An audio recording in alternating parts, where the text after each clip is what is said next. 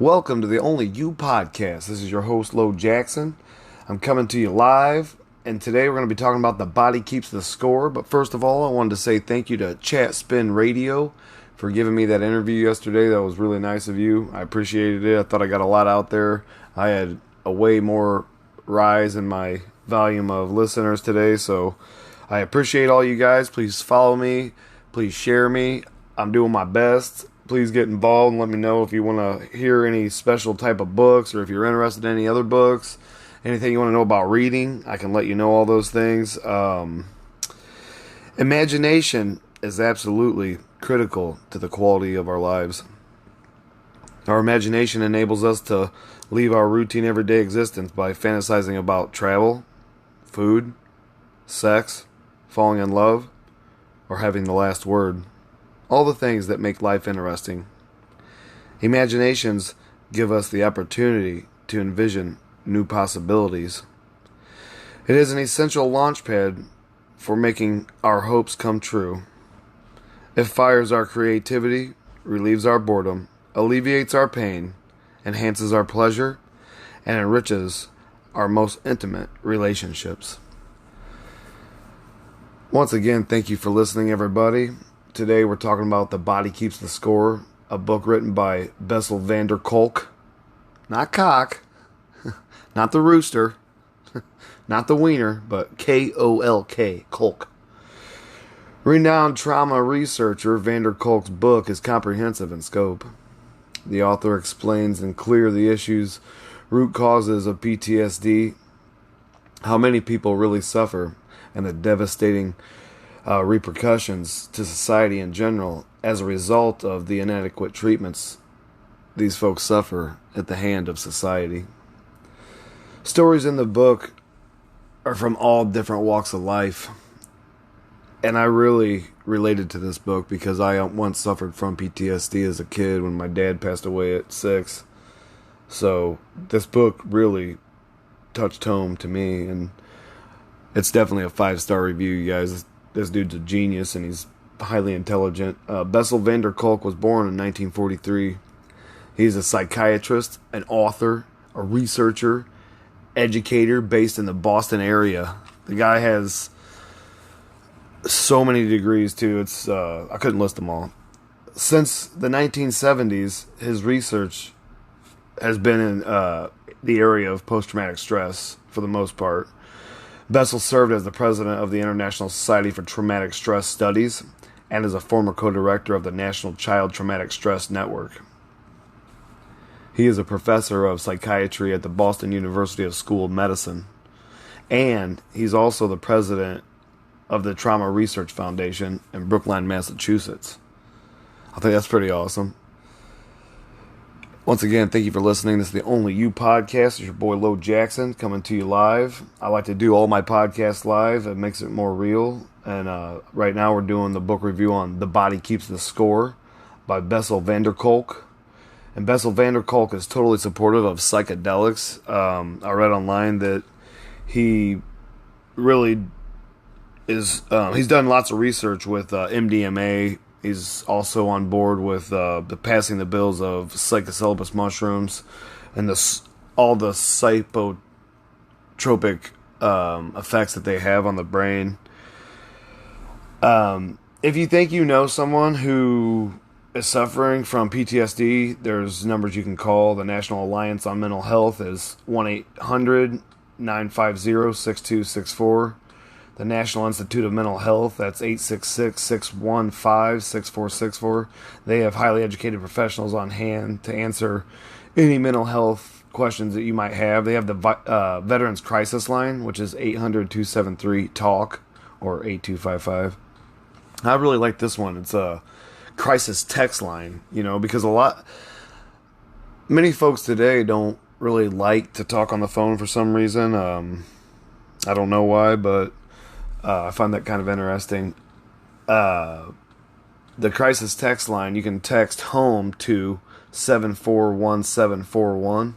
Again, you text the word home to 741741. And you can do that 24/7, and it provides crisis support right away. And today we're talking about The Body Keeps the Score, which is one of the greatest books I've come across yet. I try to read as many books a week as I can to keep you guys entertained, to keep you educated, to keep you learning like I'm learning.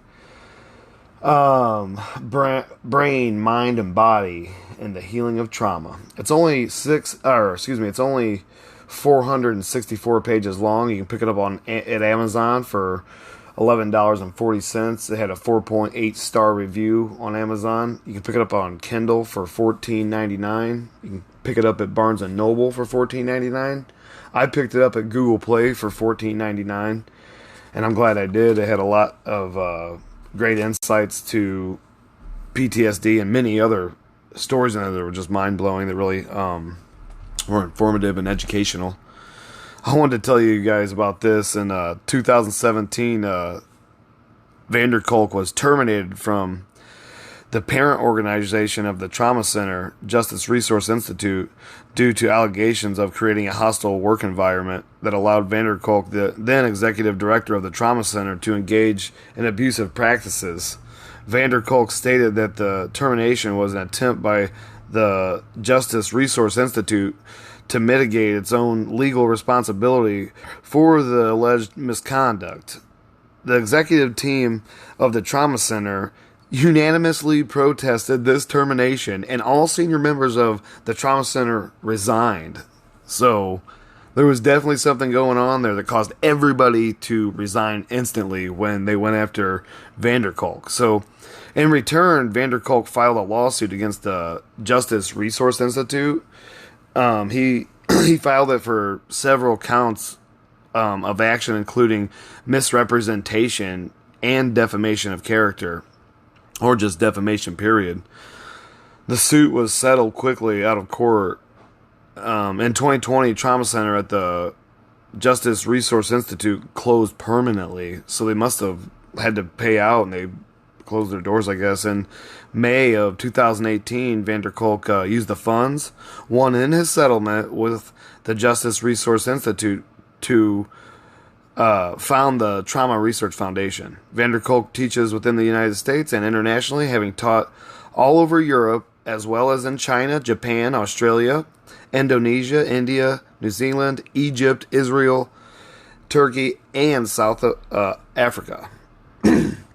So he definitely knows what he's talking about, and it's a book that you really need to get out there and read. I want to tell you guys, about war zones. War zones may be nearer than you think, as the 25% of U.S. citizens raised with alcoholic relatives might attest. Psychiatrist Bessel Vander Kolk argues, moreover, the severe trauma is encoded in the viscera and demands tailored approaches that enable people to experience deep relief from rage and helplessness. And I know everybody out there knows somebody that's suffering. Like, they wake up and they're just boom, they're fired up about anything and everything. They're mad, they're angry, and they don't know why. And the people around them don't know why. And everybody's walking on eggshells. And that's no way to live, and that's no way to be. Because inside of that person's shell, they're miserable. They have to be. I'm not saying I know that personally, but I think that. In a narrative packed with decades of findings and case studies, Bessel traces the evolution of treatments from the chemical koshas of the 1970s to neurofeedback, mindlessness, and other nuisance techniques. Dr. Vander Kolk has written a fascinating and empowering book about trauma and its effects. He uses modern neuroscience to demonstrate that trauma physically affects the brain and body, causing anxiety, rage, and the inability to concentrate. And we all know somebody out there with concentration problems that's bouncing off the walls and acting wild, and PTSD could be a big part of it, Maybe someday they will be able to break down psilocybin mushrooms and find the agents that heal PTSD, because there's numerous studies I'm reading all over the internet, and I've been reading about the MDMA, or Molly, ecstasy. I've been reading about that stuff for 15 years and how they used to take troops from Iraq, send them to the jungles of Brazil under a doctor's care. And the first time they were fed MDMA, pure MDMA, under a doctor's care and then counseled, they no longer had a lot of the PTSD effects. They literally had no more flashbacks. And I've been reading here and there along the way, and now it's people are trying to microdose themselves just generally in public because I seen on like the Joe Rogan podcast, a doctor was on there and he was saying, it's like taking snow and throwing it in the grooves of your brain and patting it down when you use psychedelics, and it takes away a lot of the pain that they suffer from. So if you can, run out, grab this book. It's one of the best I've ever read. The Body Keeps the Score. This is the Only You podcast. Again, this is your boy Lo Jackson coming to you live. Victims have problems remembering, trusting, forming relationships. They have lost control. They have lost control. Although news reports and discussions tend to focus on war veterans, abused children, domestic violence victims, and victims of violent crime suffer as well. Using a combination of traditional therapy techniques and alternative treatments such as EMDR, yoga, neurofeedback, and theater, patients can regain control of their bodies and rewire their brains so that they can rebuild their lives. And, that's changing the neuroplasticity in your brain completely. If you've never read about neuroplasticity, it's something to read up on and learn about. It's really helped me along the way in my endeavors of becoming a better human being all around and learning more and more as I go on in life. In this book, part 1, the rediscovery of trauma, Bessel talks about lessons from Vietnam veterans, and he talks about a veteran named Bill and how he was always he was a dominant, so he was always mad and angry and fired up, and he was wondering why he was always like that too, and he was making his family suffer. And it talks in there about how he wound up getting better. It talks about revolutions in understanding mind and brain, and that's in part 1, the rediscovery of trauma. Bessel talks about looking into the brain and the neuroscience revolution, and part 2 of this book is This Is Your Brain on Trauma, Running for Your Life, The Anatomy of Survival. That was a good one. Prior to the advent of brain, there was no color and no sound in the universe, nor was there any flavor or aroma, and probably little sense and no feeling or emotion. Before brains and universe was also free of pain and anxiety. That was Roger Sperry.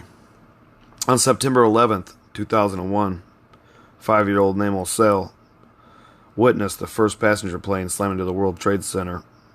From the window of his first grade classroom at PS 234, less than 1,500 feet away, he and his classmates ran with their teacher down the stairs to the lobby, where most of them were reunited with their parents who dropped them off at school just moments earlier.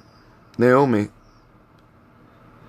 his older brother, and their dad were 3 of the tens of thousands of people who ran for their lives through the rubble, ash, and smoke of Lower Manhattan that morning.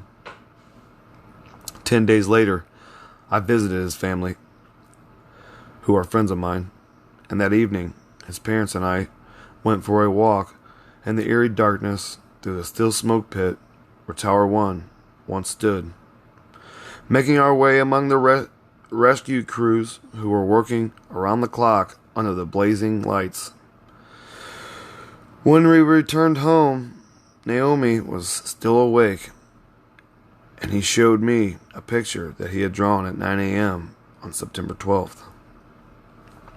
The drawing depicted what he had seen the day before: an airplane slamming into the tower, a ball of fire, a firefighter, and people jumping from the tower's windows.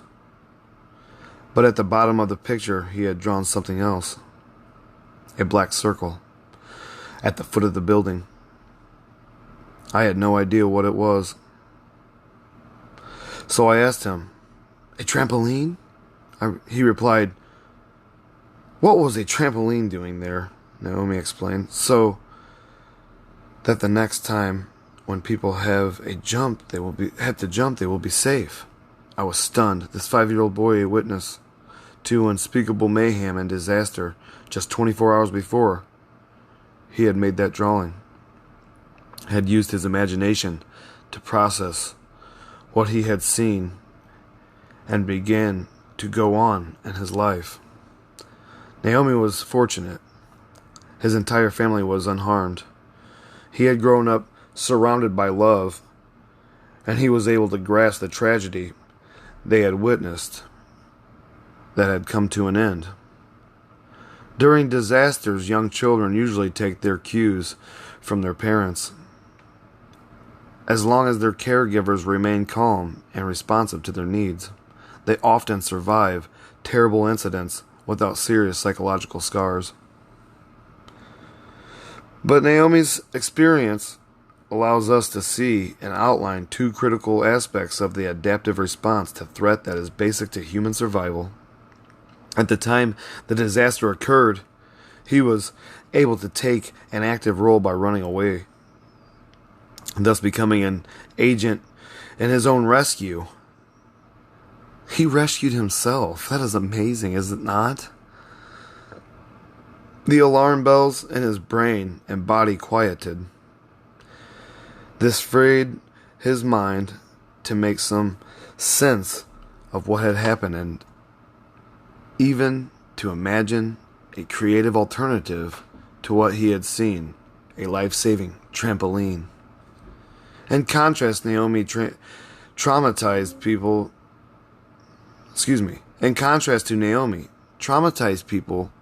become stuck, stopped in their growth, because they can't integrate new experiences into their lives.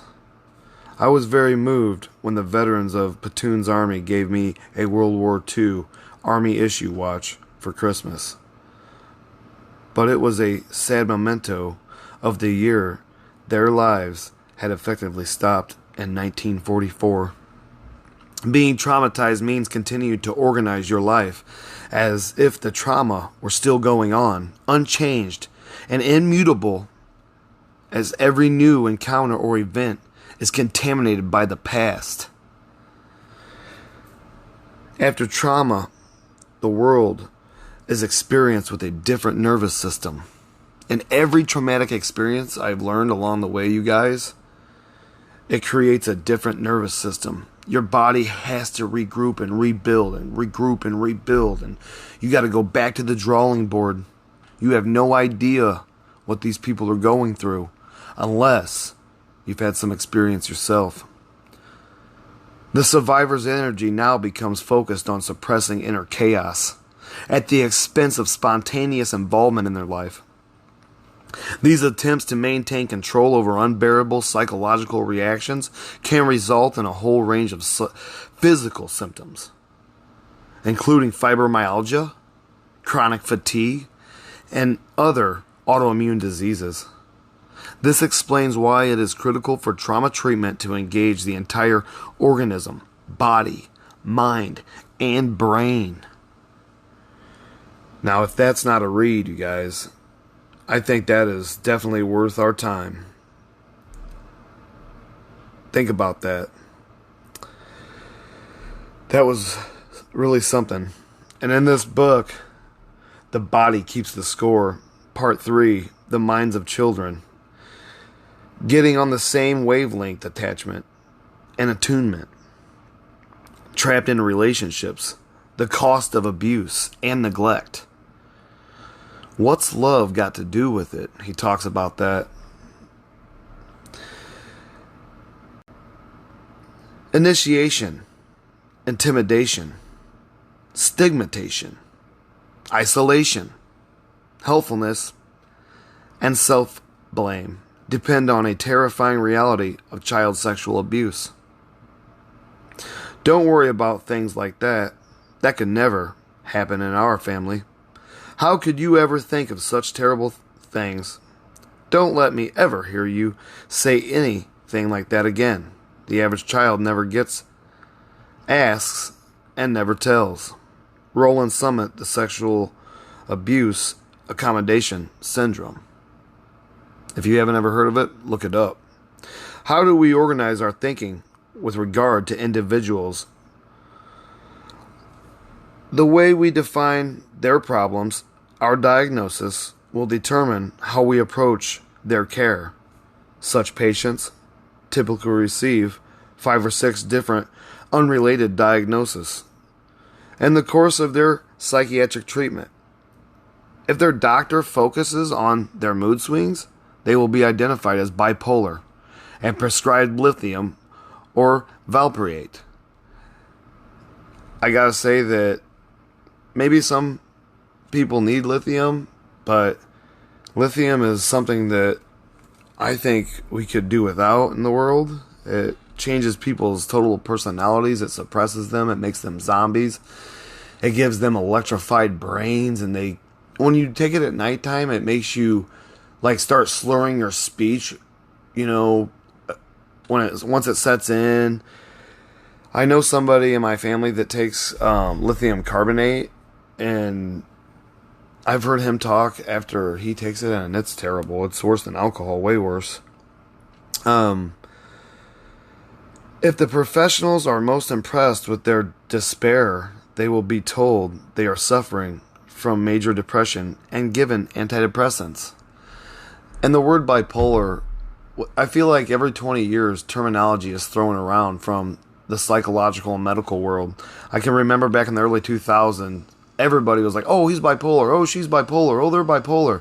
When I asked the doctor about it in just a regular checkup, he said, people have thrown that terminology around, the word bipolar, they have no idea what they're talking about.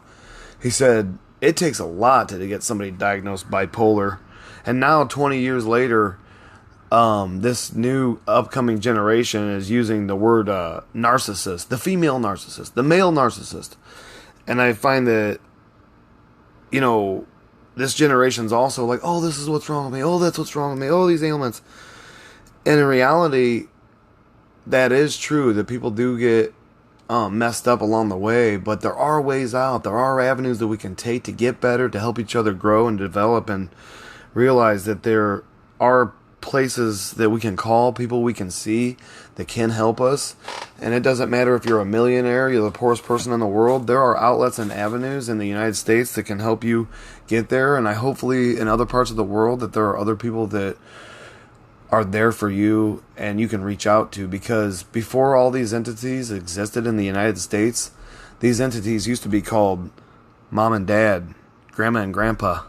These are the people we used to go to tell our problems to, and the head of the family would help us cope and gain coping mechanisms to develop. But for some reason along the way, that these values and morals that we were once instilled in us are no longer. And it's sad. So, you're given depression medications, antidepressants, serotonin reuptake inhibitors. If the doctors focus on their relentless and lack of attention, they may be categorized as ADHD and treated with Ritalin or other stimulants. And if the clinic staff happens to take a trauma history and the patient actually volunteers the relevant information, he or she might receive the diagnosis of PTSD. None of these diagnoses will be completely off the mark, and none of them will begin to meaningfully describe who these patients are or what they are really suffering from. Psychiatrist, as a subspecialty of medicine, aspires to define mental illness as precisely as, let's say, cancer of the pancreas or streptococcal infections of the lungs, which, if you don't know what staphylococcus is, it's actually something that we get on our face all the time, but the normal immune system kills it off. So when you see like all those red marks on people's noses and on their mouths when they have a cold, that's actually staphylococcus coming through because the immune system has been lowered. I thought that was kind of pertinent information to include here. And this is the Only You podcast. Your boy Lo Jackson coming to you live, and we're talking about The Body Keeps the Score by Bessel van der Kolk. I think you should run out and get it. It's a great read. However, given the complexity of the mind, brain, and human attachment systems, we have not come even close to achieving that sort of precision. Understanding what is wrong with people currently is more a question of the mindset of the practitioner and of what insurance companies will pay for it. And if that's not the truth, and that's sad. Mental health is like frowned upon by the insurance department because it's not something you can see, like a cut or a broken arm. The first serious attempt to create a systematic manual of psychiatric diagnoses occurred in 1980 with the release of the third edition of the Diagnostic and Statistical Manual of Mental Disorders, the official list of all mental diseases recognized by the American Psychiatric Association. The preamble to the DSM-3 warned explicitly that its categories were insufficiently precise to be used in forensic settings or for insurance purposes. Nonetheless, it gradually became an instrument of enormous power. Insurance companies require a DSM diagnosis for reimbursement. And I wanted to include this just because some people don't realize, how powerful insurance companies really are and how they can say no to just about anything if they want to. Millions of people know that Tony Soprano suffered from panic attacks and depression. I never knew that. And that Carrie Matheson of Homeland struggles with bipolar disorder. I never knew that. The manual has become a virtual industry that has earned the American Psychiatric Association well over $100 million. The question is, has it provided comparable benefits for the patients it is meant to be serving? I think not. And I think everybody else out there probably thinks that too. And unfortunately, things like that keep going on and people don't do anything and they keep voting terribly and deciding terribly in our country, and we are on the path that we are on because we all are torn and separated here for some reason, and hopefully one day we will come back together. In part 4 of The Body Keeps the Score, the imprint of trauma, uncovering secrets, the problem of traumatic memory, the unbearable heaviness of remembering. Part 5 is Paths to Recovery, Healing from Trauma, Owning Yourself, Language, Miracle and Tyranny, Letting Go of the Past, EMDR. Was it a vision or a awakening dream? Fled, is that music? Do I wake or sleep? John Keats. David, a middle-aged contractor, came to see me because his violent rage attacks were making his home a living hell. During our first session, he told me a story about something that had happened to him the summer he was 23. He was working as a lifeguard, and one afternoon a group of kids were roughhousing in the pool and drinking beer. David told them alcohol was not allowed. In response, the boys attacked him, and one of them took out his left eye with a broken beer bottle. 30 years later, he still had nightmares and flashbacks about the stabbing. He was merciless in his criticisms of his own teenage son and often yelled at him for the slightest infractions. And he simply could not bring himself to show any affection towards his wife. On some level, he felt that the tragic loss of his eye gave him permission to abuse other people. He felt like it gave him permission to abuse other people because he was, injured like that. But he also hated the anger, vengeful person he had become. He had noticed that his efforts to manage his rage made him chronically tense, and he wondered if his fear of losing control had made love and friendship impossible. During his second visit, I introduced a procedure called eye movement desensitization and reprocessing, which is EMDR. And you guys, if you have ever had any kind of traumatic experiences, you would not believe this. When I did EMDR, like, they made up pictures that looked like my dad. It was unreal, and man, just so uplifting. And at the end, I cried in those sessions. And it wasn't an overnight thing, and it's not cheap, and insurance does not cover it. I think it's around $300 or $350 a session at some places. It's probably cheaper in the city, but anyways, it is way worth the money. And if you have never heard of EMDR, get out there and find it and look for it and find somebody that does it in your area, because they're there. I asked David to go back to the details of his assault and bring to mind his images of the attack, the sounds he had heard, and the thoughts that had gone through his mind. Just let those moments come back, I told him. I then asked him to follow my index finger, as I moved it slowly back and forth about 12 inches from his right eye. Within seconds, a cascade of rage, terror came to the surface, accompanied by vivid sensation of pain, blood running down his cheek, and the realization that he couldn't see. As he reported these sensations, I made an occasional, encouraging sound and kept moving my finger back and forth. Every few minutes I stopped and asked him to take a deep breath. Then I asked him to pay attention to what was now on his mind, which was a fighting he had going on in school. I told him to notice that and to stay with that. Stay with that memory. Other memories emerged. The fight from school, and then seemingly at random looked for his assailants everywhere, wanting to hurt them, getting into barroom brawls. Each time he reported a new memory and a sensation. I urged him to notice what was coming to mind and resume the finger movements.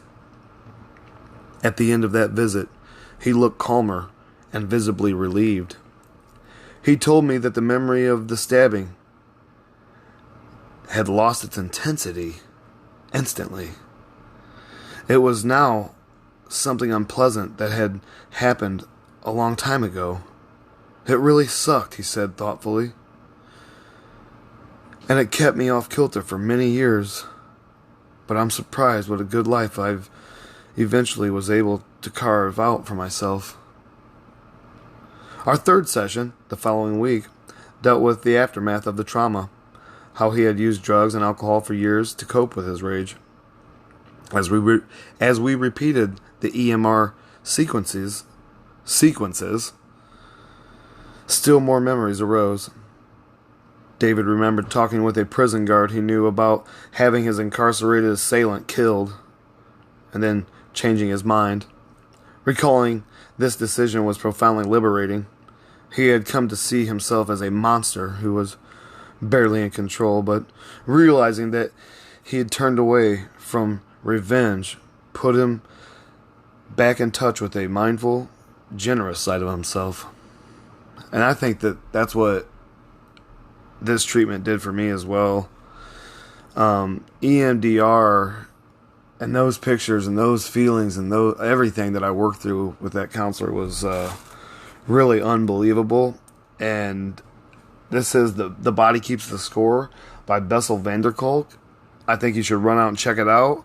This is your boy Lo Jackson on the Only You podcast, and I'm glad you tuned in to listen to this great read. I hope you pick it up at Barnes & Noble, Kindle, Amazon, or where I picked it up at Google Play Books. I pick up a lot of books there because actually Google offers another thing called Google Opinions or Google Rewards, and it gives you $1.50. I've had like $300 since 2016 just by telling Google where I've been, where I was going, or uploading a picture of a receipt. And I bought all my books like that, so I think you should do it too. It's a good way to get free reads. Anyways, thank you for listening. This is the Only You podcast. Please share me and continue listening, and I hope you enjoyed this rendition of The Body Keeps the Score by Bessel van der Kolk. He's a renowned trauma researcher, and I think that you should check him out. He's very intelligent, and thank you for listening, and tune in again next time.